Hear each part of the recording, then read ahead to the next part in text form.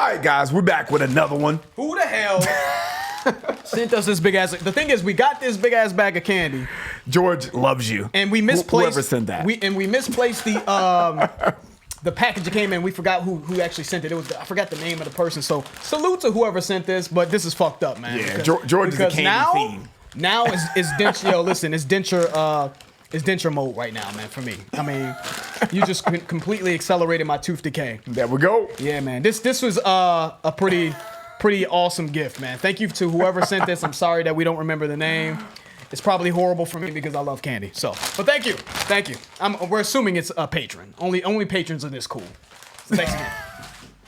Nightwish. Y'all been going crazy for Nightwish, man. The cool thing about Patreon, Ryan, and because I'm all over the place. The cool thing about Patreon is that I feel like we can get a little bit more loose with you guys. You know what I mean? Because we understand that you guys are just like more of our core absolutely following of people. You know what I mean? So we just feel like we feel a little bit more closer to our patrons because you kind of you get what we're trying to do. You understand the impact that we're trying to have on music, and I think you guys kind of, even if we haven't necessarily explained it thoroughly, I think you guys can kind of see the bigger picture for what Lost in Vegas wants to be. And we got some announcements. We're still going to do some lives coming up, guys, and we kind of want to bring you guys into sort of the background or the sort of behind the scenes, so to speak, of what we're trying to do, why we're trying to do it, and all that stuff. So I say that to say we're gonna be a little bit more loose with these videos. You know what I mean? It's not gonna be as structured. We're just gonna have a little bit more fun, all that good stuff. Hopefully Ryan isn't too mad at me, man. No, go ahead. Off on this tangent. So. No, go ahead. You know what I'm saying? So we chose Nightwish, right? Yeah, man. We put up a post. Thank you guys for participating in that yesterday. Which was May 11th, because if it doesn't come out today, I want to make sure you guys know what days we're talking about. I guess Nightwish and a lot of other suggestions came up. So we were like, you know what? Let's just pick a song that we think is a big song, right? We went through YouTube, and Ghost Love Score came up a lot. Live at the Whackin' or something like that. This was a big one. Big one on YouTube in general. And I think I've seen it a few times. We've seen Nightwish period a decent amount, especially I would say over the last few months. It's kind of really, the requests have become a little bit more intensified, for Nightwish. But this Ghost Love Score live performance seemed to dominate. So yeah, man, it's a long ass song. So let's get right into it. 10 minutes. We know that Nightwish is symphonic metal. I don't think we've touched symphonic metal specifically. So that was another sort of motivation to kind of get to them. To another subgenre. Let's do it. So I think we touched almost every. No, maybe not. No, don't say that. Yeah. Actually, you have not touched every subgenre. Yeah, man. Nightwish, Ghost Love Score, live, baby. I think at the Whackin', if I'm not mistaken. Let's get into it.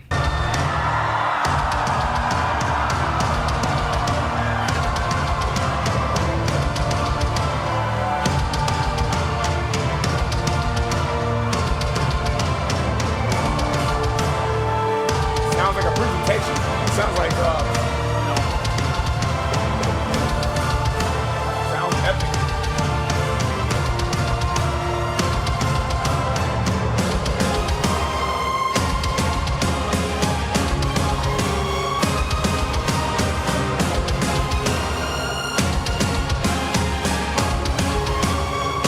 We're not gonna be stopping this video too much, but I do want to say that symphonic metal, and it's no surprise because I had a feeling that this would be more appealing to us from a live perspective because it has sort of this grandiose feel. I think I going into this, I thought that a symphonic metal would translate very well live because of just the grand feel of the instruments and violins and all this other stuff. So let's keep it going.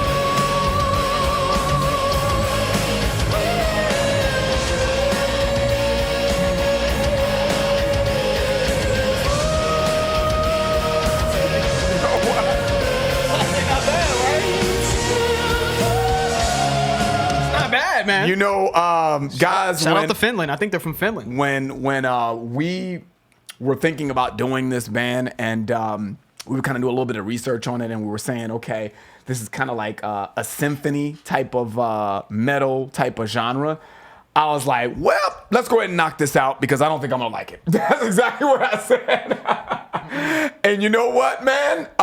So far, so good, guys. I mean, this might be, do I dare say this might be another subgenre that I really fuck with because I think she sounds great, first of all. Yep. And I love the fact that when she comes in and starts to sing and she's got a lot of vocal power.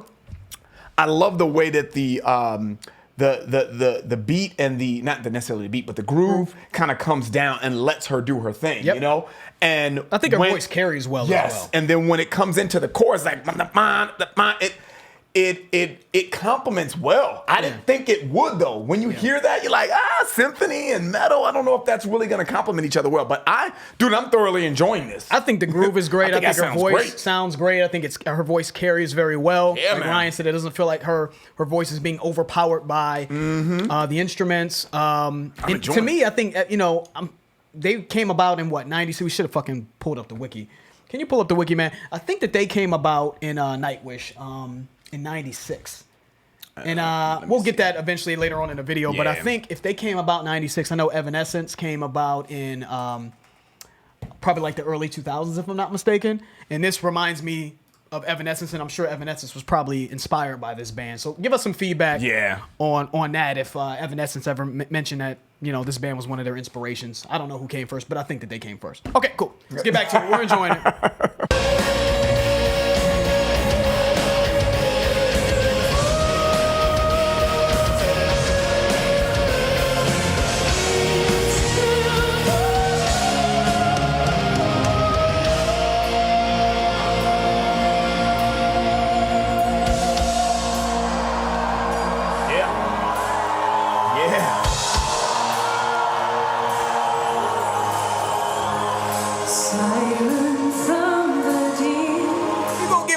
The drummer the responsibility of the chimes too? Yeah. He's already got a fucking drum down. You got to get him to do the chimes? Yeah. Come on, man. Y'all got to hire a chime guy, man. Come on, man. Come on, man. Y'all bugging. Nah, that's too much. Nah, come on. That's too much. He got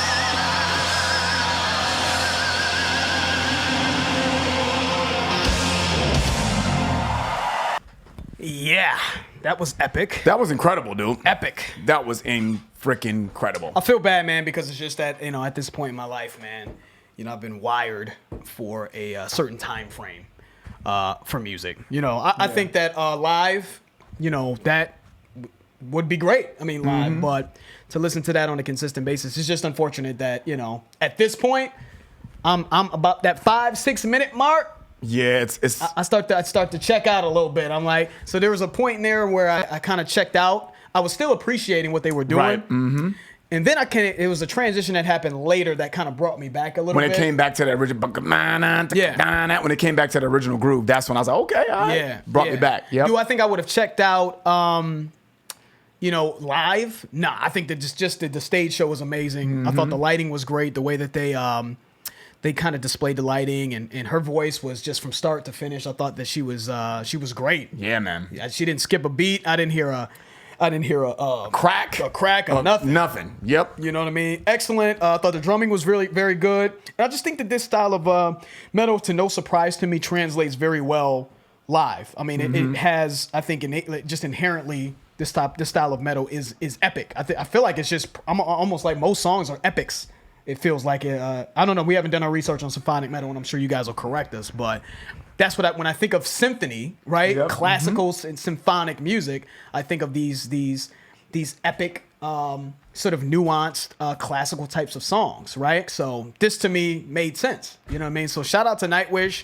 Shout out to the lead singer, the drummer, everyone that did their thing. This was excellent. Excellent. Yeah. Will it be on my playlist? Nah.